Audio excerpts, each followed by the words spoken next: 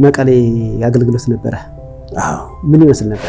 ፖሊስ ጣቢያ ገባ፣ ሰበሰበና ሁሉንም መቶ አለቃው አሁን ማን ነው የሚመራችሁ ብሎ በትግርኛ ጠየቀ። ሁሉም በአንድ ድምፅ እግዚአብሔር አለ።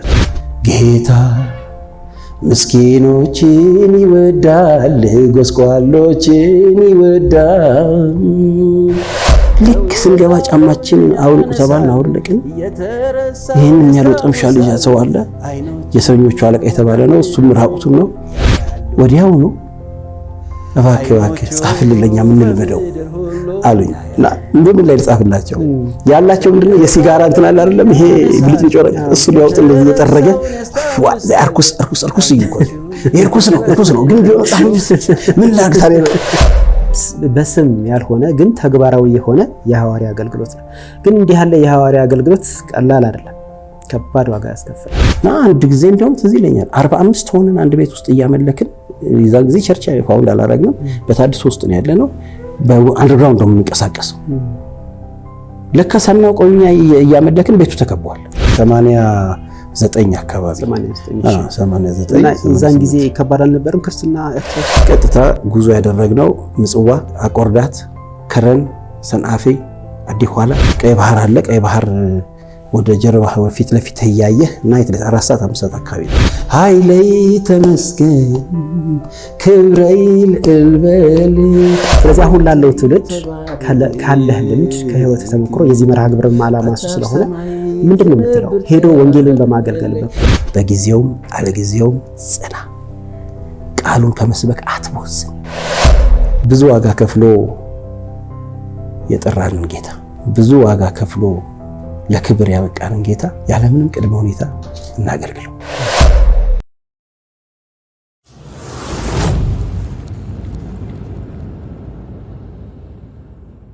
ጌታ ይባረክና ይህ መዝሙር በዛን ሰዓት ተቀበልኩት።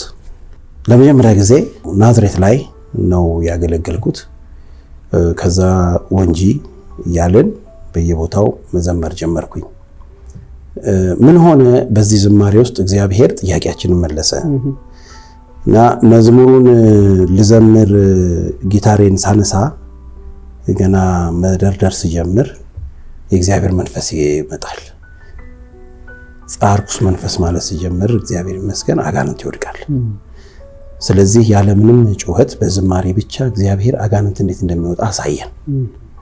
በዚህ ዝማሬ ውስጥ ብዙ ድንቅ ነገር እግዚአብሔር ለክብሩ አድርጓል። ክብር ለእግዚአብሔር ይሁን እና በዚህ መንገድ ይህን ዝማሬ ስቲል እስካሁን እየዘመርኩታለሁ። ጊታሬን ስትል ጊታር መጫወት የጀመርከውም እዛው ኦርቶዶክስ እያለህ ነው? ሰንዴይ ስኩል ውስጥ ለመጀመሪያ ጊዜ በጊታር መዝሙር ያወጣኸው አንተ ነህ? የዘመርከው? ልክ ትዝ ይለኛል ናዝሬቶች ልክ ቸርች እንደወጡ ማለት 104 የሚባል አዳራሽ ውስጥ ገብተው መዝሙር የሚዘምር ካለ ብለው ሲያስቡ እኔ ለመጀመሪያ ጊዜ እኔ ሰንዴይ ስኩል ውስጥ ነበር፣ ጸሎት ፕሮግራም ላይ ነው የምዘምረው። ሰንዴይ ስኩል ውስጥ ጸሎት ስንጸልይና ማታ ምናምን እዘምራለሁ እንደነገሩ እና በቃ ጠቆመና አንድ ሰው ለምን መስፈን ያዘምርም ተባለ እና ሄጄ ናዝሬት ላይ ዘመርኩኝ ለመጀመሪያ ጊዜ። ከዛ በኋላ በታድሶ እንቅስቃሴ የመጀመሪያው ሶሎይስት ማለት ነው ሆኜ አገለግል ጀምር። ከዛ በኋላ ጌታ ይባረክ። ከዛ እነ ኬፋ መጡ፣ እነ ጌት ማን ነው እነ ተከስተ መጡ። ኬፋ በታድሶ አገልግሎት ነው? አዎ ኬፋ እንደ በጣም አርሲ ነገሌ፣ ከዛ መሐር ናዝሬት ላይ ኬፋን፣ ከዛ ደግሞ ትንሹ ደግሞ እንትና ወንድማችን ኤፍሬም አሁን በቅርብ እሱ እና ከዛ በኋላ የታድሶ ውስጥ ብዙ በጣም የሚገራርሙ ከዛ የናዝሬት ዝማሬ፣ የሐረር ዝማሬ ከዛ በቃ በጣም እግዚአብሔር ያው ለኔ የጸሎቴ መልስ ነው። ጌታ ይባረክ። ለጸሎቴ የጸሎቴ መልስ ነውና ተባረክ። ግሩም ዝማሬ ነበር። እግዚአብሔር ይባርክልን። ብሩኩን እስኪ ከዚህ ራስ ላስወጣና ወደ ሃይማኖት አበው እንሂድ። ሃይማኖት አበው የሚባለው ማህበር ጋር ግንኙነት ነበረ? ሃይማኖት አበው በጣም የኛ ሲኒየሮች ናቸው። ለኔ ነው ማለት ለኔ በጣም ሲኒየሮች ናቸው። በጣም ትልልቆች ወንድሞች ናቸውና ያው ስላሴ እየመጡ ሲያገለግሏችሁ እንደነበር ቅድም ስለተቆምከን ነው። ዋው ምንድነው የነሱ ሃይማኖት አበው በጣም የቆየ ነውና እንደዚህ ዲቴል ታሪኩን ልነግርህ አልችልም፣ ግን ቤተ ክህነት ውስጥ ባለ አዳራሽ ውስጥ ነበር። ቅዳሜ ነበር ፕሮግራም የሚያደርጉት እና በጣም ደስ የሚል ፕሮግራም ነው። የኛ ሰንዴ ስኩልም ኮንታክት ነበረው ከነሱ ጋር የዝላይ ሰንዴ ስኩል እየመጡ እነሱም ያገለግሉናል። እኔም እየሄድኩ ሌላ ወንድሜም አለ እንደዚሁ ሙዚቃ መሳሪያ ተጫዋች ወንድም ትልቅ ወንድሜ ቁጥር 1 እንደውም እሱ ነው የተጫወተልኝ። የቤታችን ትልቅ ወንድማችን አለካሳ ይባላል። እሱ ኦርጋን ይጫወታል። እሱ ነው ቁጥር 1 ካሴት ላይ አጀበኝ እና እዛ ነበር። እሱም ሃይማኖት አብ ውስጥ ነበር ሰንዴ ስኩል ነው። ሰንዴ ስኩል ውስጥ ነበር እና ይበልጥ እሱ ኮንታክት አለው ከነሱ ጋር ከዛ በኋላ ከቤተ ክህነት ሲዘጋ ሃይማኖት አበው ቀጥታ አብዛኛዎቹ እኛ ሰንዴ ስኩል አንድ ላይ ነበር ከኛ ጋር ስላሴ ሰንዴ ስኩል ውስጥ ነበር አብረን የምናገለግለው። በጣም የተወደዱ ወንድሞች እና እህቶች ናቸው። ስቲል አሁንም ብዙዎቹን አገኛቸዋለሁ እና በሰንዴ ስኩል ደረጃ በጣም ብዙ ነገር ነው የሰሩት ከኛ ጋር ሆኖ። ለምንድን ነው የተዘጋው? የሰማው ነገር አለ? እኔ እንደገባኝ ከሆነ ያው የማህበረ ቅዱሳን እና ከማህበረ ቅዱሳን እና ሃይማኖት አበው ምን ሆነ ግጭት ፈጠረ። ሃይማኖት አበው እንዲቀጥል ፍላጎት አልነበረውም። ሃይማኖት አበውን ጴንጤዎች ናቸው ታዲሶች ናቸው የሚል ነገር ተናለ ማሳመስ ጀመረ። በዚህ ምክንያት ያው እንደምናውቀው በየተለያየ ቦታ የተሰራው ስራ እናውቀው በየሰንዴ ስኩሉ የሰሩት ስራ ስላለ የተወሰነ ግሩፕ አሁን ከሌ የሚለው ነገር ላይሆን ይችላል። በነዛ ሴራ በተወሰኑ ሰዎች ተንኮል ይሄ ማህበሩ እንዲዘጋ ተደረገ። ከዛ በኋላ ሙቭ ያደረጉት አብዛኛዎቹ እኛ ሰንዴ ስኩል ነው የማህበረ ቅዱሳን ሰዎችና በጣም እግዚአብሔር ብዙ የሰራበት ቦታ ነው፣ ማህበር ነው። በጣም ብዙ ተጠቅሞበታል እግዚአብሔር። እኔ ተስፋ አለኝ አሁንም እግዚአብሔር እንደገና በአዲስ መልክ ያስነሳዋል ብዬ አስባለሁ። ተስፋ እናደርጋለን። ከድሬዳዋና ከሐረር እስኪወጣ ብለን ወደ ሰሜን እንሂድ። መልካም። መቀሌ አገልግሎት ነበረ። አዎ። ምን ይመስል ነበር? ምን ላድርግልህ መሰለህ፣ ወደ መቀሌ ከመሄዴ በፊት አንድ ነገር ልጨምርልህ እዚህ ጋር ጠቅልዬ ልውጣልህ። እሺ። ቅድም ፈገግ ያልኩበትን ነገር ልግለጽልህ። የመጀመሪያ ካሴቴን ሳወጣ እንዳወጣ ፑሽ ተደርጌ ላወጣ ስል ስቱዲዮ የለም። ስቱዲዮ ፈልገን አንድ እዚህ መሳለሚያ አካባቢ አንድ ስቱዲዮ አገኘን። ሙስሊም ስቱዲዮ ነው እና ጠይቀነው እሺ እቀርጻለሁኝ ስንት ነው አልነው። 1000 ብር አለ። ውድ እኮ ነው በጊዜው። አዎ በቃ ጥሪው በራሱ ያስደነግጣል። እና 1000 ብር ለስቱዲዮ በጣም ኬት ይመጣል፣ ምንም የለንም። እና በጣም አዝኜ እንግዲህ እግዚአብሔር በወደደው ጊዜ ይሆናል ብዬ እየተመለስኩኝ ወደዚህ ወደ ተክለ ሃይማኖት አካባቢ ያው በእግር ነው የምትመጣው። አዎ ኪያር ግን ያው ታክሲ ከባድ ነው 25 ሳንቲም በጊዜው። እና ስንመጣ የዚህ አገለግለው የነበረ ህንጻ ኮሌጅ ይማሪ ነበር። ኢንጂነር ግርማ ይባላል። ህንጻ ኮሌጅ ተማሪ ነው። ልደታ ነበር የሚካፈለው። ህንጻ ኮሌጅ ውስጥ እየገባው አገለግላቸው ነበር።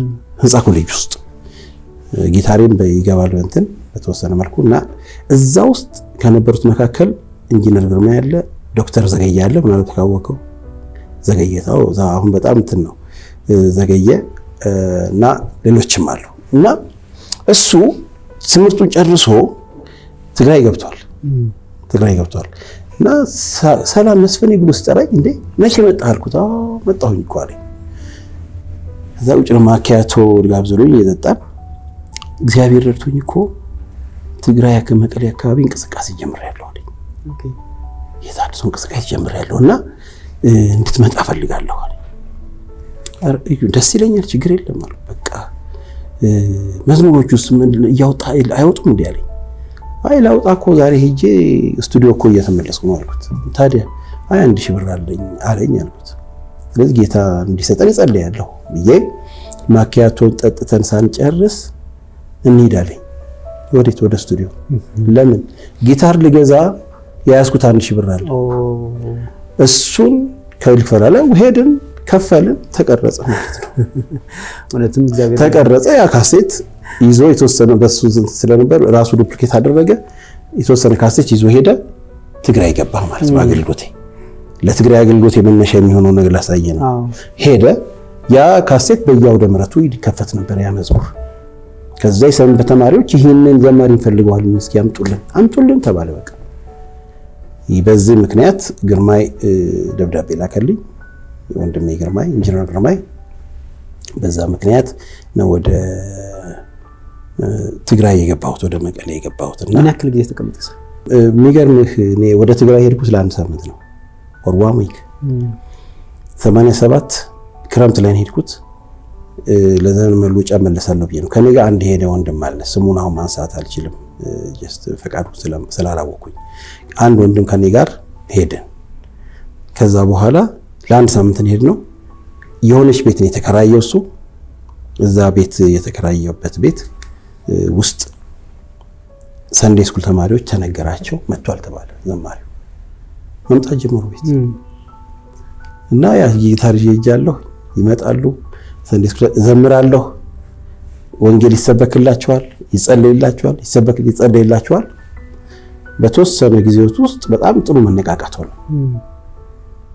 ከዛ ልክ የተቀጠረው ጊዜ ደረሰና 1 ሳምንቱ በቃ ልሂድ አልኳቸው። ኖ አትሄድም አሉኝ እና በዛ ምክንያት 6 ዓመት ቆየሁ። እውነትህን ነው? ለ1 ሳምንት ሄደ? 1 ዊክ ለ1 ሳምንት ሄጄ 6 ዓመት ቆየሁኝና ኦልሞስት እግዚአብሔር ረድቶኝ አንድ ቤተክርስቲያን ተክዬ እዛው አማኑኤል ህይወት ቤተክርስቲያን ትግራይ ላይ ብቻ ሳይሆን እንደገና በትግራይ በኩል ወደ አፋር ሽከት የሚባል ቦታ ላይ እንደ ነገሮች ሁሉ ከዛ ወደ ኤርትራም የሚሄዱ እድል አጋጠመኝ ማለት ነው። ኤርትራ ገብተህ እንወጣለን ባይ የቋንቋ ተግዳሮት አልሆነብህም? ይህ ነው አሁን ምን መሰለህ ትልቁ ነገር። እግዚአብሔር ይባርክ። ጥሩ ጥያቄ ነው ያነሳው። እንደሄድኩ ከባድ ነበር ቋንቋ። እኔ አላውቀውም። ተወልጄ ያደግኩት እኔ 4 ኪሎ ነው። ምንም አይነት ነገር ይሄ ትግርኛ ምንም ብትለኝ አላውቅም። ሲሄድ ግን በቃ ነገር ተማምኛለሁ። እግዚአብሔር ረዳኛል። እና ደስ የሚለው ነገር ትግራይ ላይ አብዛኛዎቹ ስብከቶችም ዝማሬዎችም ምኖች የሚደረጉት በአማርኛ ነው። በአማርኛ ነው። እና እንቅስቃሴው እየደመቀ ወይም ደግሞ እየበዛ ሲመጣ በጥቂት ጊዜያቶች ውስጥ በጥቂት ወራት ውስጥ ወደ 70 ሰው ነው አንድ ላይ ህብረት ማድረግ የጀመርነው። እና አንድ ጊዜ እንደውም ትዝ ይለኛል 45 ሆነን አንድ ቤት ውስጥ እያመለክን የዛን ጊዜ ቸርች ፋውንድ አላረግንም። በታድሶ ውስጥ ነው ያለነው። በአንደርግራውንድ ነው የምንቀሳቀሰው። ለካ ሳናውቀው እኛ እያመለክን ቤቱ ተከቧል ወታደር። እና ምንድነው በቃ ያልታወቀ ኃይል እዚህ ጋር የፖለቲካ እንቅስቃሴ ጀምሯል ተብሎ ለካ ተነግሮ ነው። እኛ ምን ማድረግ መጸለይ ነው፣ ሌላ ነገር የለም። ልክ ፕሮግራም እንደጨረሰን 100 አለቃው ይመጣ፣ ሁላችሁም ከዚህ በኋላ እስረኞች ናችሁ ብሎ እንዳለ 45ቱን ማሰልፎ በከተማ መካከል ይዞን ወደ ፖሊስ ጣቢያ ይዞን መሄድ ጀመሩ። የሚገርም ግን በቃ እውነትን አወቁ ማለት እነዚህ ሰሜን አካባቢ ያሉ ወገኖች አወቁ። በቃ ምንም አይበገሩልም። በምን መልኩ እየዘመሩ ነው ሄዱት። ወደ በዛን ሰዓት ደግሞ ልጆች ናቸው እና በጊዜው እንግዲህ እግዚአብሔር አዋቂም አይደለም። እንግዲህ ይሄ ነው ወደ በኋላ ስመጣ እነግርሃለሁ እንጂ ከዛ በዛ ከ45ቱ ሰዎች መካከል አንደኛው ባለቤቴ ነበረች። ያሁኑ ባለቤቴ ማለት ነው። የዛን ጊዜ ምንም እንትን የለንም። ሲምፕሊ ተማሪዎቼ ናቸው፣ ማገለግላቸው ሰዎች ናቸው፣ ልጆች ናቸው። እና ፖሊስ ጣቢያ ገባን። ሰበሰበና ሁሉንም 100 አለቃው አሁን ማን ነው የሚመራችሁ ብሎ በትግርኛ ጠየቀ። ሁሉም በአንድ ድምፅ እግዚአብሔር አሉት። በቃ እግዚአብሔር ብሎ ጮኸ። እኔ እሱን አላልኩም። የሚመራችሁ ማን ነው? የሚያሰባስባችሁ የሚያሰባስበንም እግዚአብሔር፣ የሚመራንም እግዚአብሔር። ማንም በቃ በጣም እየተቆጣ ሲመጣ ፖሊሱ ከኢንጂነር ግርማይ ጋር ተነጋገርን እና ሁለታችን ወጣን። ለፖሊሱ ነገር ነው። አዎ እንዳሉህ የሚመራን እግዚአብሔር ነው። ነገር ግን ስለዚህ የምናሰባስባቸው እኛ ነን። እኛ ላይ እርምጃ ወሰዱ አለ።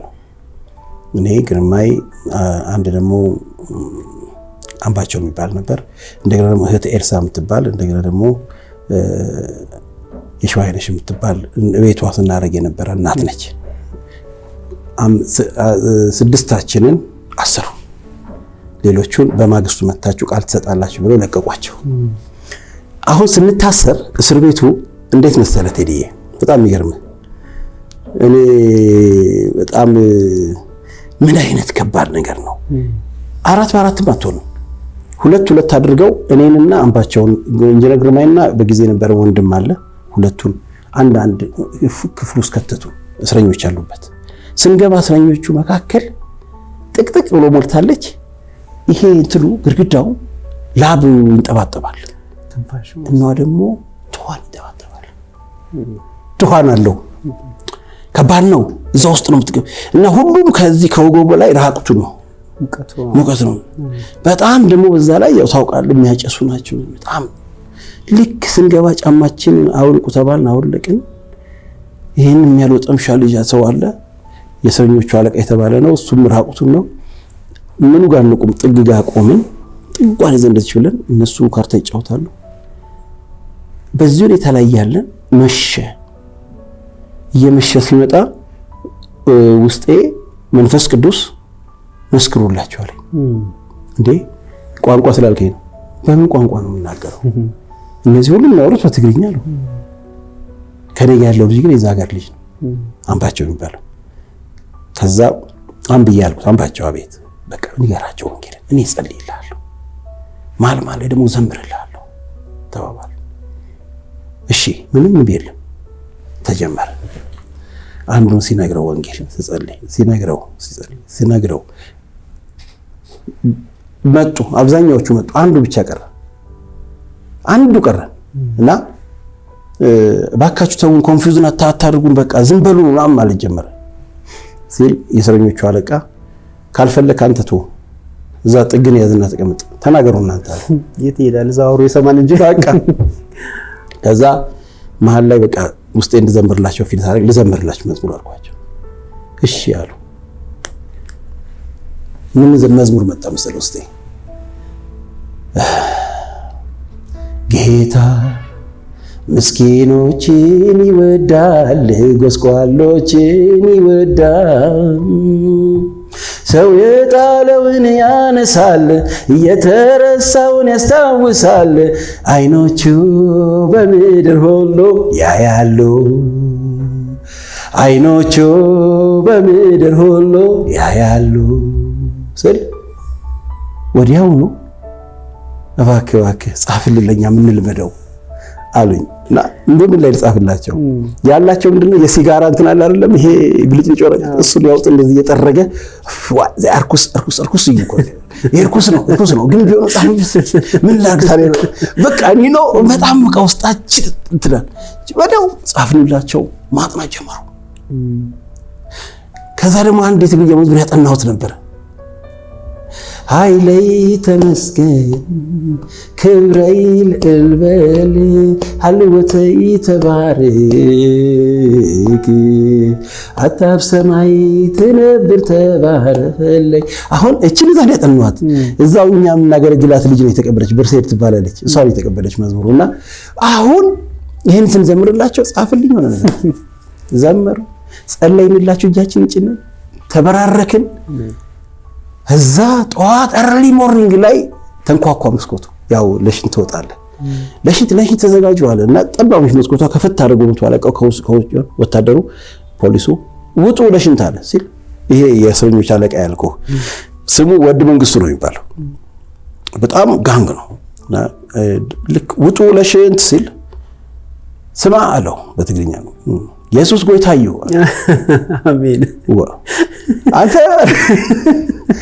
አንተም አለው፣ አንተም ከመቼው አለው፣ በቃ ኢየሱስ ጎይታዩ። ከዛ በኋላ ተሰልፈን ወደ ጫካ ነው የሚወስዱን፣ ያው የለሽን ተብሎ ተሰልፈው እዛ ሳስቴ በዛኛው ክፍል የነበሩትና ኢንጂነር ግርማይ ደግሞ እንዲሁ ሲሰሩ አድሮ እነሱ ደግሞ ጌታን እያስቀበሉ እየቻሉ እየጸለዩ ከዛ ተገናኘን እንት ላይና ሁሉም እየዘመረ ነው የሚሄደው። አሜን። ወዲያው ተመልሰን መጣን። ቁጭ ወሬያችን እሱ ሆነ። ወደ 15 ቀን አካባቢ ሳይወራቅ የምታስበው በማግስቱ የሚገርም ነገር እነዚህ ሂዱ የተባሉ ልጆች አሉ አይደለም፣ ቃላቸው መስጠት ነበረባቸው። ቃል ይቀበል የነበረ መቶ አለቃ ይቀበላል። ለምን ተሰባሰባችሁት? ማን የሰበሰባችሁ? ምን ነበር የምታረጉት? ምናምን ያለ ይጽፋል፣ ይመዘግባል። ልክ ሲል ሁሉም ምን ነበር የሚሉት? ይነግሩታል፣ ወንጌል ይነግሩታል። እና ትዕግስቴ ወይም ባለቤቴ ነበር በዛን ሰዓት እና ሁሉም ከተነገሩ ቃላቸው ከሰጡ በኋላ ወንጌል ጠብ ያደርጉለታል። እሷ ጋር ደረሰና እሷም ቃል ሰጠችና ጨረስክ አልኩት አለች። አዎ እኔ ደግሞ ልጀምር። እሺ ጀምር። ኢየሱስ ክርስቶስ ነው የሚያድነው። ጥጥት ታረጉት። ከዛ በኋላ ሰውየው እንዴት ይንቀሳቀስ?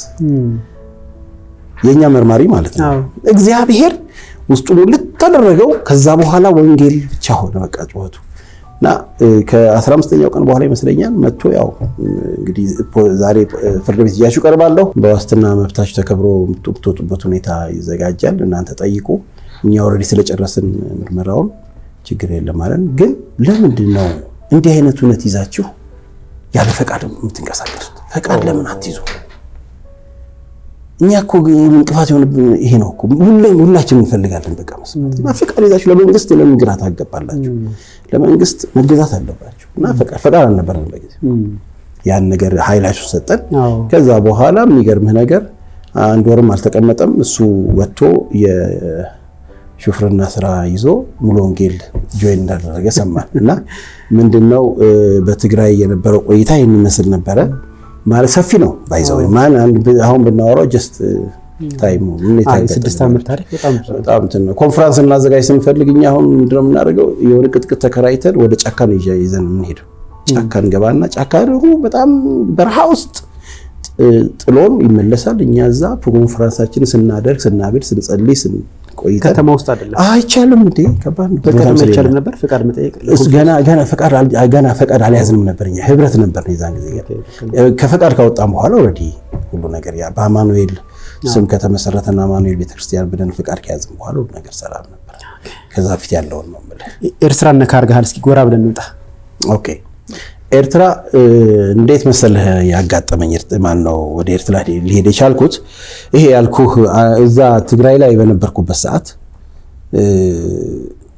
ትግራይ ላይ ለመቆየት ቤተሰቦቼን ማሳመን ነበረብኝ። ምናልባት ዘልየዋለሁ ፋሚሊዎቼን ያው ይከብዳል፣ እነሱ ማሳመን አለብኝና እንዴት ልቆይ ይችላልሁ ብዬ ከወንድሞች ጋር ስመካከር ወንድሞች በጊዜው ወንድማችን ኢንጂነር ግርማይ፣ ወንድማችን ፍስሐ ይባላል፣ ወንድማችን አለም ከነቤተሰቡ እነዚህ በጣም የተወደዱ ወንድሞች ናቸው። አብረን በጣም የእግዚአብሔር ስራ አብረን ሰርተናል። በብዙ አስተናግደውኛል፣ በብዙ ረድተውኛልና አልረሳውም። እና እነሱ ናቸው እንድቆይም ብዙ ፑሽ ያደረጉኝና እንዴት ነው ማሳመን የሚችለው ብዬ ስል ለምን መቀሌ ዩኒቨርሲቲ ናይት አሁን ለው ሊጀምር ነው። ለምን ያቋረጥ 6 ኪሎ ዩኒቨርሲቲ አቋርጫለሁ። ለዚህ በሙቭመንቱ ምክንያት አቋርጬ ትምህርት ነው ወደዚህ ወደ እንቅስቃሴ ገባሁት እና መማር የምችልበትን ነገር አስብ ነበር እና በፋሚሊም እንድማር ይፈልጋል። ስለዚህ መቀሌ ዩኒቨርሲቲ ናይት ተመዘገብኩ። መቀሌ ዩኒቨርሲቲ ሎ ማጥናት ጀመርኩ። ናይት ቀን ይሄን ስራ መስራት ጀመርኩ። ወንጌል መስራት ጀመርኩ። አሁን አየ የፋሚሊም ልብ ያርፋል። አገልግሎቴንም ተረጋግቼ ያገለግላለሁ እና ያንን እግዚአብሔር ምክንያት አድርጎ ሰጠኝ። እንደገና እነዚህ የጠቀስኩት ወንድሞች ከዛ ምንድነው የሆነው መሰለህ? መዝሙር ቤት ከፈቱልኝ።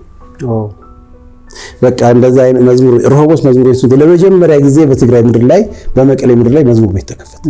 ያችን መዝሙር ቤት ይሄ ፍስሐም እንጨት ቤት አለው አስተካከለና እንትኖቹ እነዚህ የሼልፎቹ ምናምን አስቀመጠ። ዓለም ምን ደግሞ ቤተሰቦቹ የኤሌክትሮኒክ ሾፕ አላቸው። ቴፖች ምናምኖች እነዚህ ያንን አሟላ መጣና ግርማይ ደግሞ በፋይናንስ ደገፈና ያችን መዝሙር ቤት ከፈቱ። የሆነ ሰው እዛ ይቀመጣል፣ እኔ ያገለግላለሁ። እግዚአብሔር ይመስገን። ግን በዚህ ምክንያት አሁን ወደ ኤርትራ ልገባለሁ ነው። ብዙ ዝማሬዎችን ከየት ነበር የምታመጣው ብትለኝ ከአስመራ ነው የምናመጣው። የትግርኛ መዝሙሮች ነው የሚመጡት ብዙዎቹ። ስለዚህ ከአስመራ ነው የሚመጣው እና ያንን እያደረግን እያገለገልን ባለንበት ሰዓት ወንድማችን አለም ከነቤተሰቡ አስመራ ነበር የሚኖሩት። ከዛ ወደ ኢትዮጵያ ሙቭ አድርገው ነው እና ኮንታክት አለው እዛ አስመራ ካሉት ወንድሞች ጋር ከአስመራ ዩኒቨርሲቲ ፌሎሺፕ ጋር ማለት ነው። እና በዛን ሰዓት ያው አስመራ ያለው ክርስትና በኦርቶዶክስ ውስጥ ኦርቶዶክሶች ናቸው ባይዘወይ እና የአስመራ ዩኒቨርሲቲ የአስተማሪዎች ፌሎሺፕ በየክረምቱ የወንጌል ጉዞ ያደርጋሉ በኤርትራ ዙሪያ እና የዛ አካል እንደሆን ነገራቸው። ምክንያቱም እኔ አኮርዲዮን እጫወታለሁ፣ ጊታር እጫወታለሁ። ስለዚህ እነሱ ሲንቀሳቀሱ እነዛን ነገሮች እየተጫወትን እየዘመርን የምስክርነቱ ወይም የአገልግሎቱ አጋሽ እንደምሆን አስበው ዘማሪ መሆኔን ስላወቁ ኢንቫይት አደረጉኝ ከሱ ጋር። ዘጠናዎች ውስጥ ነው ነው ስንት ላይ መሰለ 89 አካባቢ 89 እና የዛን ጊዜ ከባድ አልነበረም ክርስትና ኤርትራ ውስጥ አልነበረም ገና የዛን ጊዜ በጣም ነው በጣም ሰላም ነው። መቼ መሰለ ኤርትራ ውስጥ ክርስትና ከባድ ሆነው ከኢትዮ ኤርትራ ጦርነት በኋላ ነው። ኦኬ ከዛ በኋላ እዚህ የነበሩ ኤርትራውያኖች ሙቭ ሲያደርጉ የዚህን ካልቸር ይዘው ሄዱ። ኦኬ እዚህ የነበሩ አንዳንድ ወንድሞቻችን አሉ እነሱ እንዳለ ወደዛው ሄዱ። ያንን ኢሚዲየትሊ አስገቡት። ከዛ መከራው በዛ እንጂ ከዛ በፊት ፍሪ ነፃ ነው እና ከጦርነቱ በፊት ነው ስመላለስ የነበረው 2 ክረምቶች እና የመጀመሪያው ክረምት ላይ ሄድኩኝ። መኪና ይከራያሉ፣ ስፒከር አለ። ቀጥታ ጉዞ ያደረግነው ምጽዋ፣ አቆርዳት፣ ከረን፣ ሰንአፌ፣ አዲኋላ እነዚህ የሚባሉ ቦታዎች ሁሉ በየሄድን እያደርን ምጽዋ ትዝ ይለኛል ሄደን አገልግሎት የምታገለግለው ምሽት ነው፣ ሙቀት ነው። ቀይ ባህር አለ። ቀይ ባህር ወደ ጀርባ ፊት ለፊት እያየህ እና 4 ሰዓት 5 ሰዓት አካባቢ ነው እዛ ነው የምታገለግለው። ለምን ሙቀት ላይ አትችልም። በጣም ደስ የሚል የአገልግሎት ጊዜ ሆነልን። ወንድሞች ነበሩ የአስመራ ዩኒቨርሲቲ ወንድሞች። አይ ዶንት ኖ አሁን ሰመረ ይባላል አንደኛው ሙሴ ይባላል። አይ ዶንት ይኑሩ አላውቅም፣ ኮንታክታችን ተቋርጧል። ግን በጣም ጥሩ ወንድሞች ነበሩ እዛ። እግዚአብሔር በር ከፍቶልኝ በጣም ተመላልሼ ያገለገልኩኝ። ያገለገልኩት ግን መጀመሪያ መድኃኔዓለም ቤተክርስቲያን ውስጥ ነው። ቄስ ገብረበድን የሚባሉ ነበሩ። ስቲል እስካሁን እስር ቤት ነው ያሉት። ፕሬዚዳንት ኢሳያስ ካሰሯቸው መካከል አንደኛ እሳቸው ናቸው። ዶክተር ፍጹም ይባልም ነበረ። እሱም አሁን እስር ቤት ነው ያለው። እኔ በሄድኩበት ሰዓት ግን መድኃኔዓለም ቤተክርስቲያን ነው ገብቼ ፕሮግራም ተካፍለን እንዲያውም በቃ አባታችን ሆይ ተብሎ ተጸልዮ ሁለተኛው እንትን አይባልም እና ስጠይቃቸው አይባልም ማለት ነው ይሄ ወንጌል ላይ አልተጻፈም ብለዋል። ኪዳነ ምሕረት የሚባል ቤተክርስቲያንም ሄጃለሁ። ማርያም ዋናው ትልቁ ካቴድራላው ማርያም ቤተክርስቲያን እዛም በዚህ የወጣቶችን ፕሮግራም አይቻለሁ እና ብዙ ነገር አለ። ያ ነው የነበረው እንቅስቃሴ። ኤርትራ ላይ ጥሩ ጊዜ ያሳልፊያለሁ። እዛው ተቀምጠ ሳይሆን ክረምትን አንድ ወር ቁጭ እላለሁ። አንድ ወር ቁጭ እላለሁ። ዳንኤል የሚባል ወንድም አለ። እሱ ቤት ነበር የምናርፈው። ሄደ እዛ ከኔና ዓለም ከመቀሌ እንሄዳለን። እዛ ነው የምናርፈው። በጣም ከዛ ቀስ እያልኩ ይሄ የቋንቋውን ባሪየር ይሄ ተግዳሮቱን እየለመድኩ መጣሁ። ትንሽ አሁን ኮሙኒኬት አደርጋለሁ፣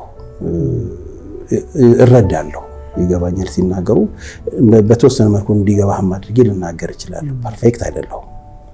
ከትግራይና ከኤርትራ ወተን ወደ ሌላ ከተማ ከመሄዳችን በፊት ስትመለስ ከባለቤት ጋር ተመለስክ ወይስ ብቻህን ተመለስክ? እንዴት ሆነ መሰለ ስቲል ምን ሆነ እሷ ያን ጊዜ ገና አልጀመርንም ምንም ነገር። ሲምፕሊ ተማሪ ነች፣ እንጸልያለን። በዚህ ሁኔታ ላይ ነው ያለነው። አንድ ወቅት ላይ ሆስቴስነት አመለከተችና ከትግራይ ሆስቴስነት አልፋ ወደ አዲስ አበባ መጣች። እኔ እዛው ነኝ ያለሁት እና ልመጣ ትንሽ ጊዜ ነው የቀረኝ። 1 ዓመት 2 ዓመት ነው የቀረኝ። ከዛ ጨርሼ ነው የመጣሁኝ አስረክቤ የትግራይውን እንትን። እሷ እዚሁ ቀረች። በቃ ሆስቴስነቱም ብዙ ፌል አደረገ። በሌላ እንትን ውስጥ ገባች። እዚሁ እህቶች ስላሏት እዚሁ ኑሯን አደረገች። ከዛ በኋላ ነው እዚህ ከመጣሁ በኋላ ያው ጸልየን ጀስት አወራንበት።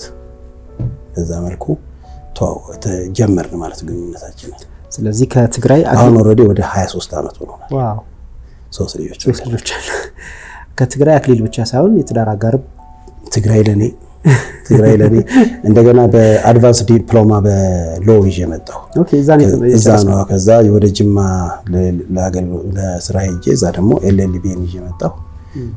እንደገና አሁን ደግሞ ማስተርስ በቲዮሎጂ እያለ እግዚአብሔር በብዙ ይረዳኝና ባይዘወይ ጀስት እኔ ሎየር ነኝ። ባይዘወይ ሎየር ኤንድ ፓስተር ነኝ። እግዚአብሔር ይመስገን የላይሰንስድ ሎየር ነኝ። ዋናው ስራዬ ግን ፓስተሪንግ ነው። ፕሮፌሽኔን አንዳንድ ካምፓኒዎችን አድቫይዝ እያደረኩ በማገኛ ሳንቲም ቤቴን እመራለሁ። ዋናው ስራዬ ግን ወንጌል። እግዚአብሔር ይባረክ። እሺ ከትግራይና ከኤርትራ እንውጣና ወደ አማራ ክልል እስኪ እንግባ። እዛ ማገልግለህ ነበር? አማራ ክልል በጣም ተግዳሮት ነበረው። አንድ ጊዜ ሄድኩኝ። እሷን ልንገርህ። አባይ በረሃ የሚባል ሰምተህ ታውቃለህ? አባይ በረሃ ከደጀን ወደ ደብረ ማርቆስ አካባቢ ማለት ነውና ምንድነው እዛ ማርቆስ የነበረ ሰንዴ ስኩሎች በቃ ዝማሬውን ፈልገው በዝማሬ ምክንያት ዝማሬ ላይ ያወጡ ፈልገው እንዳገለግላቸው ኪቦርድ እንድጫወትላቸው በዛ ሰበብ ተጠራሁ ወደ ማርቆስ ጎጃም ውስጥ። ኦርቶዶክስ ናቸው? ኦርቶዶክስ ማርቆስ ቤተክርስቲያን በኪቦርድ እንድትጫወት? አዎ ለመዝሙር ላይ ያወጡ። ምናልባት ዲዩናው ታስታውሰው ይሆን ዲያቆን እንግዳ የሚባል እንግዳ ወርቅ? አዎ እንግዳ ወርቅ እግዚአብሔር እረኛ የሚዘምረው የመጀመሪያ ዝማሬው በኪቦርድ ነው እሱ እኮ። አዎ እሱ የዛ ሀገር ልጅ ነው። ኦኬ የማርቆስ ልጅ ነው እና ከኔ ጋር ደግሞ እንግባባለንና ሰንዴ ስኩል ያሉ ተማሪዎች በዛ ሊያወጡ ፈለጉና እኔን በዛው እግረ መንገድህንም ወንጌል እንሰራለን ተባብለን ያንን እድል ስላገኘው ኪቦርድ ተሸክሜ በባስ እየተጓዝኩ መጨረሻ ላይ አባይ በረሃ ከመድረሳችን በፊት ባሱ ይበላሻል። ካቻማሊ ነው። ካቻማሊ ተበላሸና ቀሰቡ ተበተነ። በምን እንሂድ? እኔ ደግሞ መድረስ አለብኝ፣ ይጠብቁኛል። አንድ ድንጋይ የጫነ መኪና ጥርብ ድንጋይ የጫነ መኪና ማለት ነው። ስለታም ድንጋይ የጫነ መኪና ለመንኩት። ጋቢና ቦታ የለኝም አለ። ሂድ ለብላይ ይቀመጣሉ አልኩት። እንግዲህ ያልተጠረበ ድንጋይ ነው። ወጣሁና እዛ ላይ ቁጭ አልኩኝ። ኪቦርዴን ይዤ በበረሃ ላቋርጥ ነው። ቀሱን ይየሩንስ ራሱ እንዴት ቻልከው? በጣም ከባድ ነው። በጣም በቃ ያን ወጣትነት አለ። በቃ እግዚአብሔር ይመስገን። እግዚአብሔርም በብዙ ልባችን እንትን ብሎታል። በቃ ጉጉት ነው። እኛን በቃ መድረስ ነው የምፈልገው። በቃ ምንም ውስጥ በመሬት ውስጥ እንኳን ምንም እድል ከተከፈተ በር ከተከፈተ ምንም ይሄ ፋሲሊቲ ምን አለ እዚህ ጋር ምን ሆቴል አለ ማረፊያ ምን መቀመጫ ምንም እሱ አይታይ ብቻ እንድረስ ያንን ይዤ እንደዚህ ያልኩ እየጋጠኝ ድንጋዩም በቃ ይሄ እንትን ያለኝ እንትን ደግሞ የሰው ነው እንትን ኪቦርዱ እንዳይጎዳ እንደምን ብዬ ደረስኩኝ። እዛ አንድ ሳምንት ነው 2 ሳምንት አካባቢ ከነሱ ጋር አሳለፍኩኝ። የተወሰኑ ልጆችም ላይ እግዚአብሔር ረዳን፣ ወንጌልን ሰራን። እንትኑ መዝሙሩንም እንትን አሉት፣ ግን ይውጣ አላወቁ። ያ የአማራ ክልል እዚህ ድረስ ነው ያለችኝና ከዛ ባሻገር እዚህ ቅርብ እየሄድኩ እንትን አደረግ ነበር። ደብረ ብርሃንም እንደገና እንደዚህ አይነት ነገሮች። ደቡብ ነው ጥሩ እንትን ያለው ጥሩ ያለው። እስኪ ደቡብ ወደሱ ልመጣ ነበር። ከዛ ጫፍ ወደዚህ ጫፍ ምንድነው ያስወረወረ? ባይዘዌ ደቡብን ሳትነካ ወደ ሰሜን ሄድክ እንጂ ደቡብ ጨርሼ ነው ሰሜን ሄድኩት ነው እንዴ? እኔ ቦታ ቀያየርኩ። ተቀያየርከው እንጂ ኦሬዲ ደቡብ ነው መጀመሪያ እንትን ያለው። ጨርሼ ነው እሱ እንዳለ የደቡብ ምስራቅ ጨርሼ ነው ወደ ሰሜን ሄድኩት። ከዛ በኋላ ነው ከሰሜን ወደ ምዕራብ ነው ሄድኩት። እሱን አመጣልሃለሁ። ኦኬ ወደ ምዕራብ የምዕራቡን አላውቅም ነበር። አታውቅም ነበር። ወደ ደቡብ ሄድኩኝ። ደቡብ ቅድም እንዳልኩ አሴቱን ያወጣሁበት ቦታ እዚህ ሰሜን ኦሞ ዞን የሚባል እዛ አካባቢ ያለ ወደ አርባ ምንጭ መግቢያ ላይ ማለት ነው። ወደዛ ነው ያለው ቦታው ቸርቹ። እና አንድ ጊዜ እዚያ ቤተክርስቲያን ኮንፈረንስ አዘጋጅተው ጠሩኝ እና ኦርቶዶክስ ቤተክርስቲያን ነው፣ ገብርኤል ቤተክርስቲያን ነው ብያለሁ። ጠሩኝ ከአንድ ወንድም ጋር። ከዛ ወላይታ ደረስን። ወላይታ እንግዲህ ስትጠራ ማቄን ጨርቄን አትልም፣ መሄድ ብቻ ነው። በቃ መሄድ ነው። ወላይታ ላይ ሶዶ ደርሰን ትራንስፖርት አጣን እና ጊታር ይዣለሁ። ፒካፕ መጣችና ምሽት አካባቢ ያቺ ፒካፕ ክረምት ላይ ነው የተወሰኑ እንደ ችቦ እንደዚህ ያለን ሰዎች ጭና ይዛን መሄድ ጀመረች። ሄደን የምንፈልገው ቦታ ሳይደርስ ሰውየው እጥፍ አለ ጫካ ጋር ሲደርስ አይኔ ወደዚህ ነው የሚሄደው ብሎ ባለ ፒካፑ አውረደን እዛ ጋር 4 ሰዓት አካባቢ ሆኗል። እንዴት ነው ጫካ ነው መንገድ የለም የሰው የእግር መንገድ ነው ያለው። እሱ ደግሞ ክረምት ነው ሳሮ አድጎ ሙጆ አድጎ አትተያየም። የሚመራን አንድ እንዳልኩ ተሾመ የሚባል ልጅ አሁን ናዝሬት ነው ያለው የዛ የሰበካ ጉባኤው እንትን አስተባባሪ እሱ ከኛ ጋር አለ። በቃ በሚያውቀው መንገድ ይዞ ሊሄድ እየተጓዝን እያለ በግራና በቀኝ ወረዲ አንበሳ ይጮሃል፣ ጅብ ይጮሃል፣ ጭልም ያለ ነው። ጌታ ሆይ እንግዲህ እርዳን እያልን እየሄድን ከኔ ጋር የነበረው ወንድማችን ወደቀ ጭቃ ውስጥ። ሲወድቅ ጭቃ ውስጥ ተደብቆ የነበረ ሾክ ስንጥ ብሎ ጉልበቱን ወጋው። ነቅለን ከጉልበቱ ላይ እንዲህ ተሸክመን እሱን በዛ ሌሊት ጉዞ በጫካ ውስጥ አቋረጥን። የእግዚአብሔርን ትድግና ላሳይ ነውና ሄደን ስንደርስ ቦታው ላይ ኦሬዲ 6:30 7 ሰዓት አካባቢ ነው ሌሊት። እና ብርሃን ምንድን ነበር የምትጠቀሙት? ጨረቃ ነው? ምንም በጨረቃ በቃ ጨረቃ ነው የምትጠቀሙት። እንደዚህ ያልክ ብቻ በእጅ እንደዚህ ያልክ ሞባይል የለም እና በዛ መልኩ እግዚአብሔር ረዳን ደረስን። ሰው ግን አልገባም፣ ቤቱ ይጠብቀን ነበር በዛ ሌሊት። በቃ እሱ ነው እኮ እኔ በቃ እንደው ለአሁን ላለንበት ትውልድ ጥሩ ነው፣ በጣም ደስ ይላል። እና በቃ እዛው ቁጭ ብለው ይጠብቃሉ። ስንገባ ተሰብስበዋል። እዛ ወዲያው ነገራቸው። በቃ እልል ብለው ተቀበሉን። በቃ ጠዋት እንገናኝ፣ በቃ ወደ የቤታችሁ ግቡ ተባለ። ወደ የቤታቸው ሄዱ። እኛም የተያዘልን ቦታ ላይ የሆነ ወንድሞች ቤት አረፍን። ጠዋት መነሳት አልቻለም፣ እሱ እግሩ አብጧል። ስለዚህ ዱል ከዘራ ስጡኛል። ከዘራ ይዞ ነው ያገለገለው። ከዘራ ይዘን አገለገል። በጣም ልዩ አገልግሎት ነበረ። ከዛ ምስክርነት ሁለተኛው እሑድ ልክ ስንጨርስ እሑድ ላይ ምስክርነት ስንጠይቅ 2 ነው 3 ወንድም ጎረምሶች ወጡ ምስክርነት አለን ብለው ምንድነው ሲባሉ ይሄን የሚያክል ጩቤ ይዟል። እኛ ተልከን ነበረ መንገድ ላይ ወቅታቸው አስቀሩ ተብለን እዛ ፒካፕ ውስጥ ራሱ ልንወጋው እየፈለግን ግን እጃችን የሚይዘን ነገር አለ ነው እንዲህ እየተናነቀን ነው። አሁን ግን በቃ ውስጣችን ተብሏል። ሶሪ ብለው ንስሐ ገብተው ጌታን ተቀብለው በዛ መልኩ በቃ እንትናናቸው። እኔ የሚገርም ነገር የእግዚአብሔር ክብር በጣም ከምናገር በላይ ነው። እኔ እንደዚህ ብያለሁ። በቃ አንዳንድ ምስክርነቶች ሲነገሩ በራሱ እንፈራ ነበርኛ። ለምን እንደምትፈራው?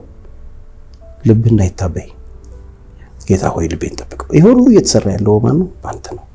ትዝ ይለኛል እዚህ 11 ቀበሌ ናዝሬት በነበረ ኮንፈረንስ ላይ እና ወንጂ ስቴዲየም ውስጥ በነበረ ኮንፈረንስ በጣም እግዚአብሔር ክብሩን ገለጠ። ማአት አጋንንት ይወጣ ነበር። በአት ትርምስምስ ትዘምራለህ፣ ይጮሃል። እኔ አላየው ላይም አልፈልግም። የሚሰራውን ይስራ እሱ፣ እኔም ደግሞ የምሰራውን ልስራ።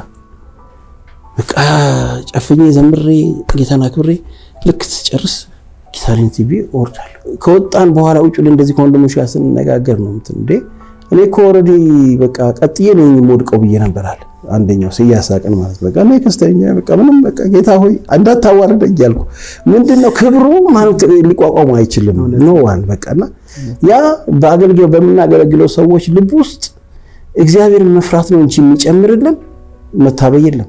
ሼት እናመጣዋለን መቼኛ አሁን የሆነውን እንድንሆን ያደረገን ጌታ እኮ ነው። አትሊስት ለህዝቡ ፊተኛ ሆነን እንድንቆም ህዝቡን እንድናገለግል እኮ ይረዳን እግዚአብሔር ነው። ስለዚህ የረዳን እግዚአብሔር ከማክበር ውጪ እኔ ማን ነኝ? አሁን እንደዚህ የምነግር ታሪኬን የምነግርህ ምንም እኔ አንድ መስፍን ነኝ። ያ ክብር ነው በእኔ ላይ ልዩነትን እየፈጠረ የነበረው። ያ መንፈስ ነው፣ ያ የእግዚአብሔር እጅ ነው። ያን ሁሉ ነገር አሁን የምነግርህ ነገሮች ሁሉ እየሰራ የመጣው ነው። ማንም በዚህ ውስጥ ሊሻማ የሚችል ማንም የለም። እና እግዚአብሔር ረድቶኝ አለው ዛሬ እንግዲህ ከ32 ዓመት በላይ እንግዲህ አገልግያለሁ። ከዚህም በኋላ አገለግላለሁ። አገልጋይ ትውልድ ደግሞ እግዚአብሔር ደግሞ ይቀጥላል። እና በይበልጥ ግን እግዚአብሔር ረድቶ በዚች በኦርቶዶክስ ቤተክርስቲያን ውስጥ ያለ አርማሞ መነቀል አለበት። ቤተክርስቲያኒቱን ያቆሸሸ ያበላሸ ከወንጌል ውጪ የተዘራ ዘር ሁሉ መነቀል አለበት። ጩኸት እሱ ነው። አሁንም ሳትስፋይ አሉ ምንም እርካታ የለኝም በመዳኔ ደስ ጳውሎስ እንዳለው እኮ ነው። እኔ እንደዛ ነው ብለው እኔ ድኝ እዚህ ጋር ወኪል እዛ ያሉ ወገኖቼ በዚህ ሁኔታ ውስጥ እያሉ እናቶች አባቶቼ ስንት የምወዳቸው የማከብራቸው በብዙ የረዱን የጠቀሙን ወገኖች እዛ ባለማወቅ ውስጥ እያሉ ምንድነው የኔ እዚህ ጋር ደስታ? ምንድነው የኔ እዚህ ጋር ነው? በፍጹም በቃ ወንጌል መድረስ አለበት። ከዘመርኳቸው መዝሙሮች መካከል ክብር የሚል መዝሙር ነበር። ከቁጥር 1 ካሴት ላይ ወጣ መዝሙር ነው። የሚገርም መጨረሻ ላይ ምን ብታረጂ ሳራ ትወልጃለሽ፣ ከአጋር ንቀት ነጻ ትወጫለሽ፣ ይስሐቅን ታቅፈሽ ገና ትታያለሽ፣ ኤልሻዳይ ነው ጌታ ብለሽ ታውጃለሽ የሚል እንትን አለው። እኔ ለበቃቺ ቤተክርስቲያን እግዚአብሔር አንድ ቀን ያነሳታል ብዬ እንትን አደርጋለሁ። ውሽ በእምነት እጠብቃለሁ። የእርጅናዋን ዘመን እግዚአብሔር ያድሳል። እግዚአብሔር የራሱን ጊዜ ያመጣል። ነው አይምሰልህ ውሸት እንዲያገንግኖ ስለታየ ያሸነፈ እንዳይመስል ነው። እግዚአብሔር ስለ ህዝቡ ይገደዋል። ከምሬ ነው ይገደዋል እግዚአብሔር። እኛ ተደብድበን ነው የወጣነው። አሁን ኑ ተብለን እንገባለን። ምንም ጥያቄ የለውም። እና የእግዚአብሔር እጅ እኔ ያው ውስጥ ያለውን ነገር ማውራት ስላለብኝ ነውና ቴዲዬ በጣም በዚህ ነገር ላይ መስራት አለብን። መጸለይ በትህትና በመገዛት በአክብሮት በእውነት ነው። በቃ ያንን መንፈስ ነው ሼር ማድረግ ያለብን። አሁን ላሉትም እየታገሉ ላሉትም በዛ ውስጥ ለሚያገለግሉትም ለኦርቶዶክሳውያን ወንድሞቼ እህቶቼ በጣም ነው የምወዳቸው። በጣም የተወደዱ ናቸው። እግዚአብሔርን በመፍራት የተሞላ ቤት ነው። ግን ከህይወት ጋር ይሁን እውነትን በማገናዘብ ይሁን ያን ደግሞ እግዚአብሔር ያደርጋል። ስቲል እኔ ከዛ የወጣው ነኝ። አሁን ልቤም ያለው እዛ ነው እና የዚህ የደቡብ ጉዳይ በተመለከተ ያው በዚህ መልኩ ደጋግሜ ያገልግያለሁ። ደቡብ አንዱ ነው የጠቀስኩልህ። እግዚአብሔር ይመስገን። ከዛ በኋላ ያለው ነገር ምንድነው? ወደ ምዕራብ ነው መሄድ የሆነው።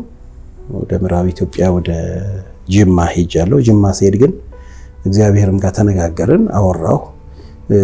ፕሮፌሽኔ በሎው ሌጋል አድቫይዘር ሆኜ እንድሄድና በዛ ያለውን የእግዚአብሔር ስራ እንድሰራ በልቤ ያሰብኩ። ስለዚህ የኢትዮጵያ ኤሌክትሪካል ኮርፖሬሽን የሌጋል አድቫይዘር አድርጎ ወደ ጅማ ላከኝ። ጅማ ሪጅን ማለት የሚያጠቃልለው ወለጋን፣ ኢሊባቦርን፣ ጋምቤላን፣ ቤኒሻንጉልን፣ ቢዛንን እነዚህን አገሮች ደግሞ በወንጌል አልሄድኩባቸው። ስለዚህ ለወንጌል አመቻቸልኝ እግዚአብሔር። እግዚአብሔር ይባረክ። አየህ እግዚአብሔር እንዲህም ይሰራል። ስለዚህ እዛም ሄድኩኝ። ግን ብዙ ስራዬ ጅማ የነበረችውን ቤተክርስቲያን አሲስት አደረግ ነበር። ከፓስተሩ ጋር አንድ ላይ ሆነ እግዚአብሔር ረዳን። ከአንድ ሳሎን ውስጥ ወጣ። አሁን በጅማ ከተማ ራሱ ወደ 3-4 አጥቢያ ያላት፣ ከዛም ደግሞ አልፋ አጋሮ ላይ አጥቢያ ያላት፣ ሚዛን ላይ አጥቢያ ያላት ከሳሎን ወጣ ማለት ነውና እግዚአብሔር ረዳን። ከዛም ደግሞ በሚሄድበት ለፊልድ ስራ ሲሄድ ወደ ወለጋም፣ ነቀምትም፣ ጊምቢም፣ ሶሳም፣ ጋምቤላም እንዲሁ ሲሄድ በመንግስት መኪና በመንግስት ስራ አገለግል ነበርና እግዚአብሔር በዚህ መንገድ ብዙ ባረከኝ። እንግዲህ ለኔ ይሄ የሐዋርያው አገልግሎት ነው። የሐዋርያት እንደዚህ እየተንቀሳቀሱ ነው አይደለ? ወንጌሉን ለትውልድ ሲያስተላልፉ የነበሩት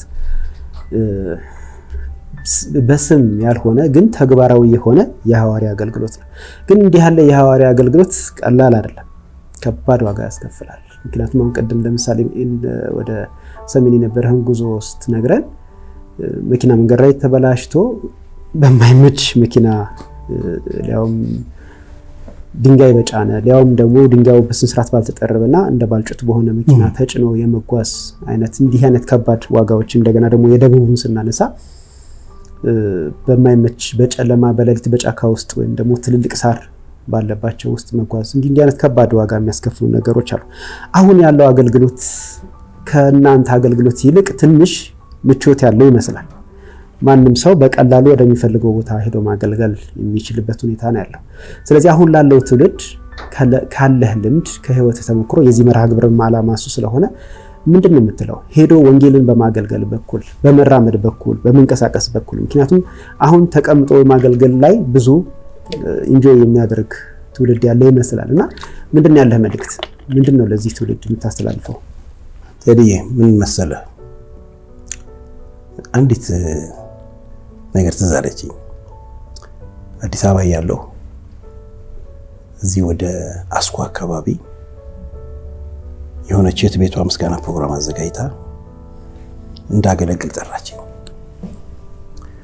እና ጊታሬን ይዤ እኔ ከ4 ኪሎ ነው የምነሳው። አገልግሎቱ ያለው ወደ አስኮ አካባቢ ነው። ቤቴል አልፈ ቤቴል መካነ ኢየሱስ ነው። 25 ሳንቲም ነው በዛ ሰዓት ባስ 15 ቁጥር ከኛ ሰፈር እስከ እንትን ይወስደኛል እስከ ፒያሳ ሄድኩኝ። ከፒያሳ 19 ቁጥር ያስኩኝ ጊታር ይዤ ነው እንግዲህ ሄድኩኝ እና 50 ሳንቲም ማለት ነው። ገባሁ ደረስኩ ቦታው ላይ ስደርስ ከሰዓት በኋላ አገልጋዩም ነበረ።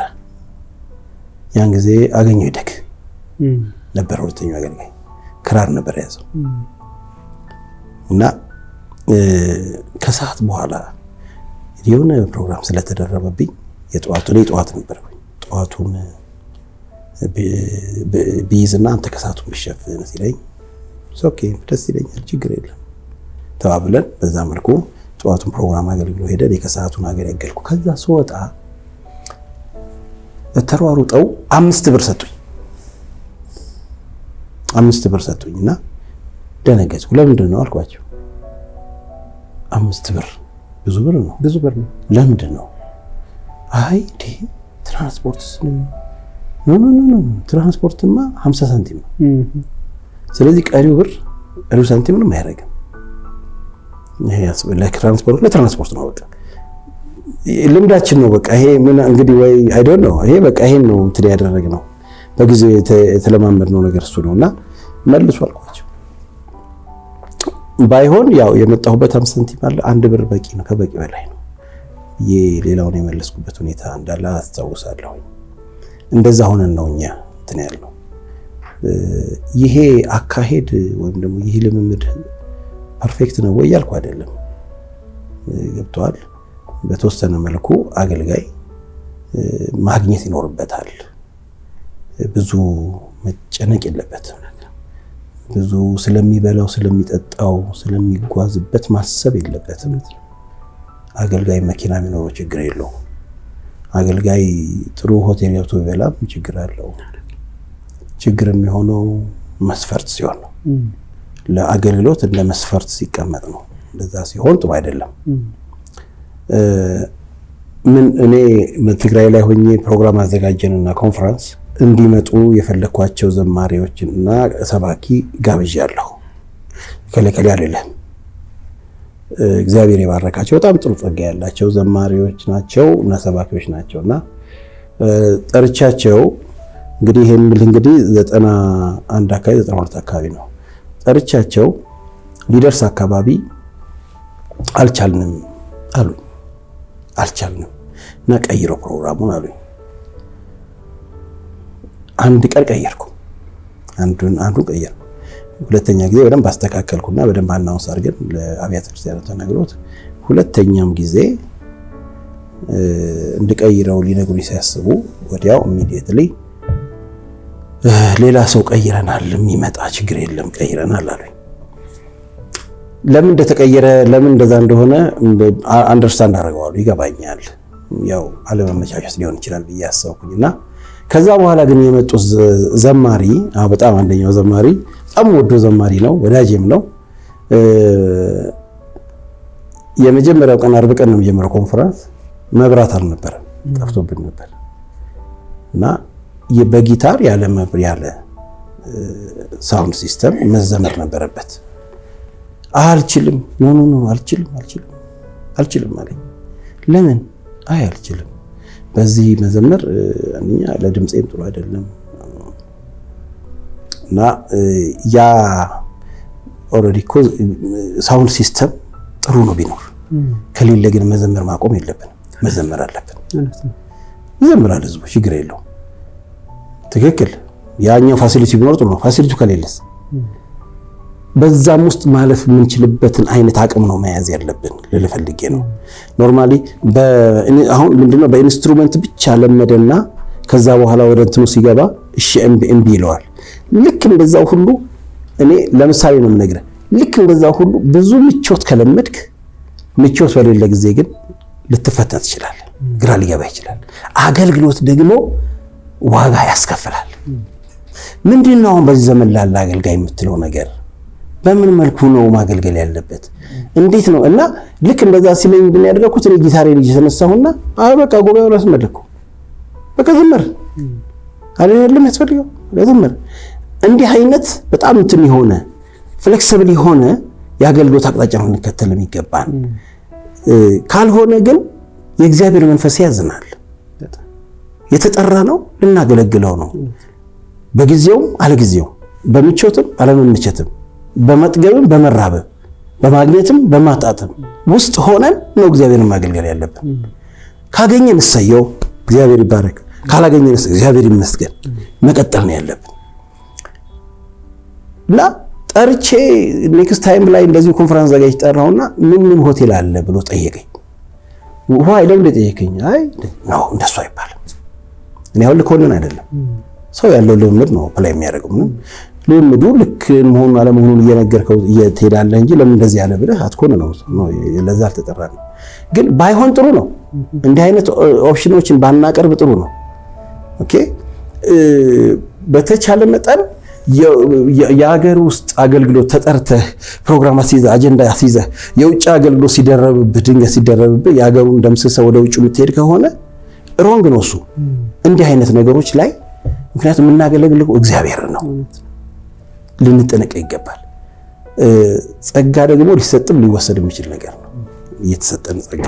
ስለዚህ አሁን በዚህ ዘመን በጣም እሳት በቃ የበሉ በቃ የእግዚአብሔር ክብር የሞላባቸው በጣም የሚገራርሙ አገልጋዮች፣ ዘማሪዎች እኔ እግዚአብሔር በጣም ወጣቶች በጣም ተለቀዋል። እኔ እየሰማሁ በቃ ስፖርትም ስሰራ ሲሄድም በቃ በመኪናው ስጓዝ እየሰማኋቸው ነው። ደስ ይለኛል። እኔ የድሮ ናፋቂ አይደለሁም። ኖርማሊ ነው እንደዛ አይነት እንትን ነው። የድሮ በጣም ጥሩ ነው። በድሮ ጊዜ ጥሩ ተሰርቶበታል፣ መተናል፣ እዚህ ደርሰናል። አሁንስ ላይ አለው እግዚአብሔር። አሁን ግን ከድሮ ምን እንወስድ? ከድሮ መልካም ነገር ምንድን ነው የምንወስደው? አሁን ላይ ያለው ደካማ የምንለው ነገር ምንድን ነው? በድሮ ነገር ላይ ተመስርቶ ሊሰራው የሚገባ ነገር መስለን በቃ በጊዜው ማለት ጊዜው ማገልገል፣ ሁኔታዎችን እያዩ ዞር አለ ማለት፣ በተሰጠን ነገር ላይ መቆም። ጌታ ቢረዳን ይሄ የፍቅረ ነዋይ የሚባለው ነገር ገንዘብን መውደድ የሚለው ነገር ከውስጣችን ቢወጣ አንዳንዶች ላይ ስለማይ ይሄንስ ነገር ያ ባይሆን ወንጌል ምን ይፈልጋል? ውሳኔን ይፈልጋል። ወንጌል ዋጋ መክፈል ይፈልጋል። እኔ እግዚአብሔር ይመስገን አደረስኩኝ እዚህ ላይ አይደለም ብዙ ወጣ ወራድ እያልኩ እየተንገዳገርኩኝ እግዚአብሔር ረድቶ እዚህ ያለው ከዚህም በኋላ እግዚአብሔር ወረዳይ መጠን ሄዳለሁ እና እስኪሌን ድረስ ቀጥላለሁ። ምክንያቱም የምኖረው ለአንድ ነገር ነው። አሁን የምኖረው እኔ ልጅ ለማሳደግ አይደለም። እኔ የምኖረው አሁን ጀስት ቤት ለመስራት አይደለም።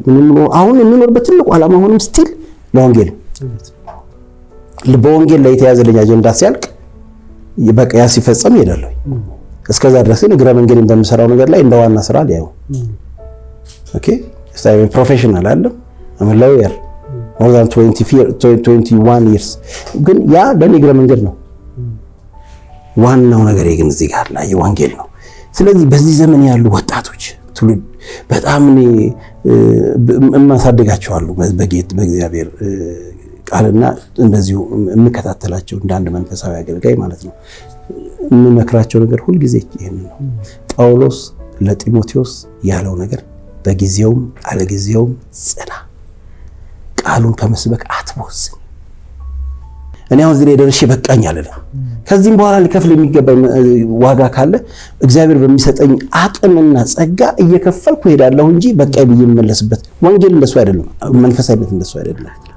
እና እግዚአብሔር እኔ ማን ሆኜ ነው ለዚህ ያደረሰኝ ብዬ ሳስብ ይገርመኛል። እግዚአብሔር ይመስገን ብዙ ወዳጆች፣ ብዙ ወንድሞች፣ ብዙ ሰዎች ሰጥቶኝ በዚህ መካከል ሆኜ የእግዚአብሔር ስራ ለመናገር መቻሌ ትልቅ ነገር ነው። በዚህ ዘመን ላሉ አገልጋዮች፣ በዚህ ዘመን ላሉ ወገኖች ግድ የለም ብዙ ዋጋ ከፍሎ የጠራንን ጌታ ብዙ ዋጋ ከፍሎ ለክብር ያበቃንን ጌታ ያለምንም ቅድመ ሁኔታ እናገልግለው። ደስ ያለን እናገልግለው። ግድ የለም ደስ ያለን ምንም ፊት አይተን ሳናደላ ኦኬ በምንም መልኩ ምንም ነገር ሳናስቀምጥ እግዚአብሔር ይረዳኛ እንሩጥ እንጂ እግዚአብሔር መንገዱን ያቀናዋል። ምንም ለእግዚአብሔር ብቻ እኛ በፊቱ ነው። እግዚአብሔር ይባረክ።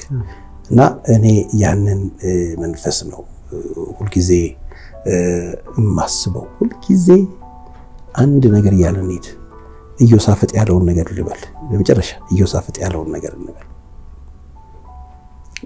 የሶስት ነገስታት መተው ከበውት በነበረ ጊዜ ሶስት ነገስታት መተው ባህል ብለው ወሬ ነጋሪዎች መተው ሲነግሩት ወደዛም አይደለም ያለው። ጦር ሰራዊቱ ማደራጀት አለ የጀመረው። ሰይፉን መወልወል አልጀመረም። ኦኬ የጦር መኮንኖችን አልጠራም። ቀጥታ ወደ እግዚአብሔር ወደ እግዚአብሔር የእግዚአብሔርን ስራዎች ሁሉ ከመጀመሪያው ከአብርሃም ጀምሮ ያለውን ነገር ሁሉ ዘርዝሮ እግዚአብሔር ነገረው። ከአብርሃም ጀምሬ ሳውቅህ እንዲህ ነህ። ስለዚህ አሁን አለው የማደርገውን ነገር አላውቅም፣ አይኖቼ ወደ አንተ ናቸው አለው። በቃ ሁል ጊዜ ነገራችን በእግዚአብሔር ላይ ይሁን፣ ከእርሱ ጋር ይጣበቅ። እኛ አንችልም፣ እሱ ይችላል። እኛ እናውቅም፣ እሱ ያውቃል። እንዲህ ስንለው እግዚአብሔር ይቀድማል። ስለዚህ በዚህ ዘመን ያሉ ወንድሞች እህቶች ሁል ጊዜ የኛን አለማወቅ እያወቅን የሱን ማወቅ ደግሞ እያወጅን ስንሄድ በሱ ማወቅ ውስጥ የኛ አለማወቅ ይሸፈናል።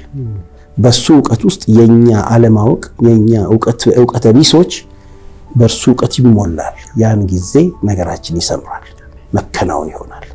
እመኑኝ፣ እኔ በህይወቴ ዘመን ያየሁት እሱ ነው። ምንም አልጎደለብኝም። ጌታ ይመስገን አለው። ዛሬም አለው፣ በክብሩ አለው፣ በቤቱ አለው። ይሄ ትርፍ እንደዚህ ውጭ የሚታዩ ነገሮችን ቁጥር ብትለይ ልቆጥር እችላለሁ። እነሱ ግን ምንም አይደሉም። እስካሁን በክርስቶስ ኢየሱስ ውስጥ አለን፣ በቤቱ እየሰራን ነው። ስለዚህ እግዚአብሔር የሰጠንን ይሄን ቪዥን ይሄን ራዕይ በይበልጥ በዚህ ዙሪያ ነውና በጣም ልባችን ያለው በዚህ በኦርቶዶክስ ዙሪያ በወገኖች ዙሪያ በጣም መስራት አለብን። እሱ ነው ማለት የምችለው። ወንድሜ ቴዲዬ ምናልባት ብዙ አበዛው መሰለኝ። ለፍጹም በጣም ደስ እያለኝ እየሰማሁ ነው ያለሁት። እርግጠኛ ነኝ ተመልካቾቻችንም አንዳች ቁም ነገር አንዳች የሚረባ ነገር ያገኛሉ ብዬ ወደም ተማመናለሁ። አሁን ጊዜው ላንተ ልስጥና የፈለከውን የምትልበት መድረክ ይሁን። ከዛ በኋላ ፍቃድህ ከሆነ የመውጫ ዝማሬ ይኖረናል ብዬ ተስፋ አደርጋለሁ። ኦኬ እሺ፣ እግዚአብሔር ይመስገን። እኔ በቅድሚያ እግዚአብሔርን እጅግ አድርጌ ላመሰግነው እወዳለሁ። በብዙ መንገድ የረዳኝ እግዚአብሔር ከቤቱ እንዳልወጣ እንዳልርቅ ስቲል እስከ ዛሬ በቤቱ እንደሆነ ያደረገኝን እግዚአብሔርን የረዳኝን እግዚአብሔርን አመሰግነዋለሁ። ዮሐንስ ወንጌል ምዕራፍ 1 ቁጥር 3 ላይ እንዳለው ሁሉ በእርሱ ሆነ። በቃ ይሄ በቃ የኔ እንትኔ ነች መመሪያ ነች። በቃ ሁሉ በእርሱ ሆነ። ምንም ነገር ያለ እርሱ የሆነ ነገር የለም። ስለዚህ ሁሉ ነገር እየሆነ ያለው የሆነው በእግዚአብሔር ነው። እኔም የሆንኩት በእግዚአብሔር ነው። ስለዚህ እግዚአብሔርን አመሰግናለሁ። በዚህ አገልግሎት ውስጥ ደግሞ በጣም ከኔ ጋር እየደከሙ ያሉ እግዚአብሔር በሰጠኝ አደራ ውስጥ እንድበረታ እያገዙ ያሉ በጣም ወዳት ባለቤቴ ትዕግስትን በጣም እግዚአብሔር ይባርካት። በብዙ በጸሎት ትረዳኛለች፣ ታበረታኛለች። ልጆቼም በጣም ጥሩ ልጆች ናቸው። በመንፈስ በፊቱ እንድመላለስ ማረፊያዎቼ ናቸው። እግዚአብሔር ዘርጓል። ሌሎች ወንድሞች በዚህ አገልግሎት የሚደክሙ ወንድሞች አሉ። በዚህ ቦታ በዚህ ስፍራ ብዙ ከሌከሌ ማለት አልችልም፣ ግን በዚህ መንፈስ አንድ ላይ ቆመው እየታገሉ ስላሉ ወንድሞች እናቶች እግዚአብሔርን አመሰግናለሁ። አሁን እያገለገልኩባት ያለችው አጋፔ አማኑኤል ቤተክርስቲያን በዛ ውስጥ ያሉ አገልጋዮችና መሪዎች እግዚአብሔር ይባርካቸው ማለት ወዳለው። ግን አጠቅለል አድርጌ መናገር የምፈልገው ቅድምም ብያለሁ፣ እግዚአብሔር ጠርቶናል። የጠራን ደግሞ እግዚአብሔር ለከንቱ አይደለም፣ ለትልቅ ዓላማ ነው። የሰውን ሕይወት ለማዳን ነው። ሰውን ከእሳት አውጥተን ወደ እግዚአብሔር መንግስት እንድናመጣ ነው።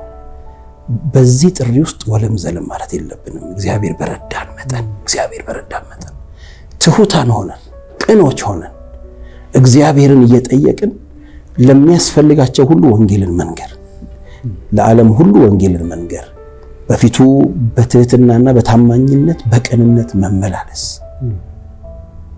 በዙሪያችን ያሉትን መውደድ፣ ማክበር፣ ወንጌልን አንደኛ ማድረግ፣ ይህንን በማድረግ እንድንመላለስ እላለሁ። እስከዛሬ እንግዲህ እግዚአብሔር ረድቶኛል፣ አቤኔዘር ሆኖልናል። ከዛ ባሻገር ግን ቴዲዬ እግዚአብሔር ይባርክህ፣ እንዲሁ ካንተ ጋር የሚደክሙትን ሁሉ እግዚአብሔር ይባርካቸው ማለት ፈልጋለሁ። ምክንያቱም ይህን እድል አትሊስት ጥሩ ነው። በቃ መንፈሳዊ ለልጅ ልጅ መናገር ጥሩ ነው። ተናገር። ለኢያሱም ለሙሴ የሚለው አልነበረ ድንጋይ ያስቀምጡ ነው የሚላቸው። እንደውም ልጆቻችሁ ይሄን ነገር ይሄ ድንጋይ ከየት መጣ ሲሉ እንዲህ ስለተደረገ እግዚአብሔር ስላደረገ ብለው የእግዚአብሔር ነገር እንዲያመሰግኑ ይጠቅማቸዋልና የኔም የአገልግሎት ተሞክሮና በእግዚአብሔር ቤት ያሳለፍኩት ነገር ዝም ብሎ ከሚቀመጥ ከሚደበቅ እንደው ይውጣና ለትውልዱ መማሪያ ቢሆን የተወሰነች እንደው እገዛ ብታደርግ ከሚል ነገር ተነስታችሁ ይህን እድል ስላመቻቻችሁ ላይ በጣም ነው የማመሰግነው። ጌታ ኢየሱስ ይባርካችሁ፣ አገልግሎታችሁን ጌታ ይባርክ።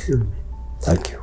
እግዚአብሔር አምላክ ይባርክ። ተባረክ። መዝሙራችን እንደተጠበቀ ሆኖ ማለት ነው። አንተም አንዳች ቁም ነገር አለኝ እስኪ ስሙኝ ብለህ ፈቅደህ እዚህ ድረስ ስለመጣህ ጊዜን ስለሰጠህ የልብህን ስላጫወትከን ደግሞ አብረው ለሚያገለግሉ በሩቅም በቅርብም ላሉ ለዚህ ዘመን አገልጋዮች ሁሉ ግዴላቸው ወንጌሉ ትልቅ ትኩረት ይሰጣው።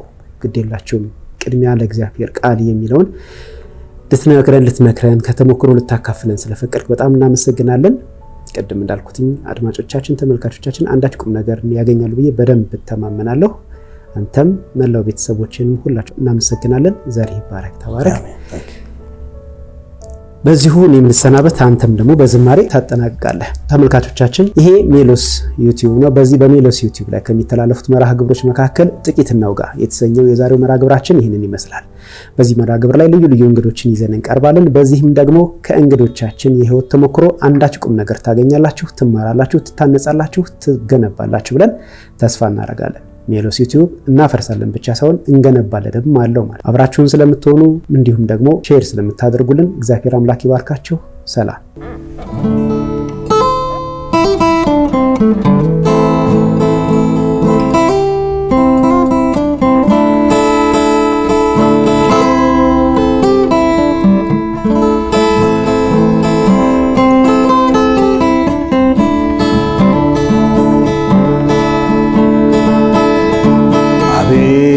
አቤት አቤት እግዚአብሔር ትልቅ ነው፣ በስራው ታማኝና ፍጹም ጻድቅ ፈራጅ ነው። ረቂቅ ግዙፉን የፈጠረ እርሱ ነው፣ ዙፋኑ ከፍ ያለ ፍጻሜ የሌለው።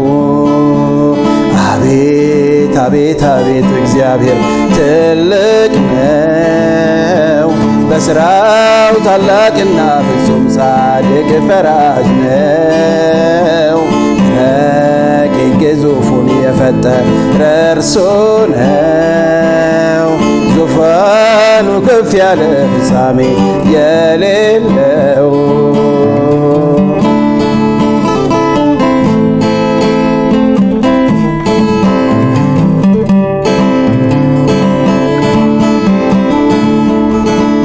አላልፈውም ብዬ የፈራሁት በስሙ ኃይል በድል ተሻገርኩት።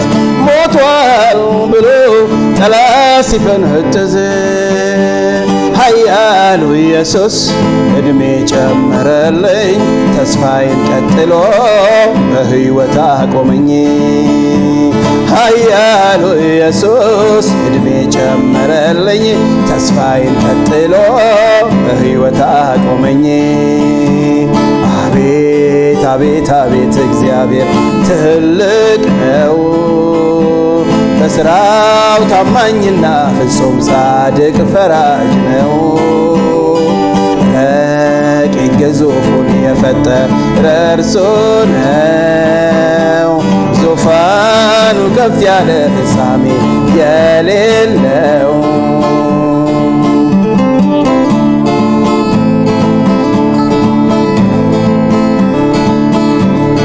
በሸለቆ ወድቄ ነበርኩኝ ሕይወት አልባ ባጥንት ቀረሁኝ።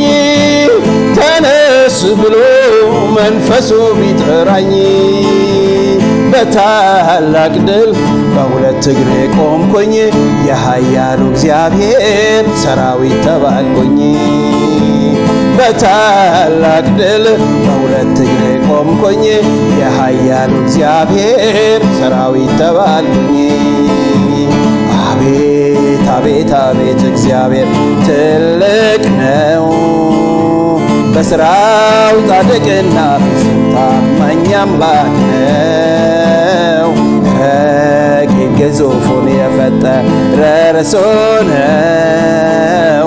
ዙፋኑ ከፍ ያለ ፍጻሜ የሌለው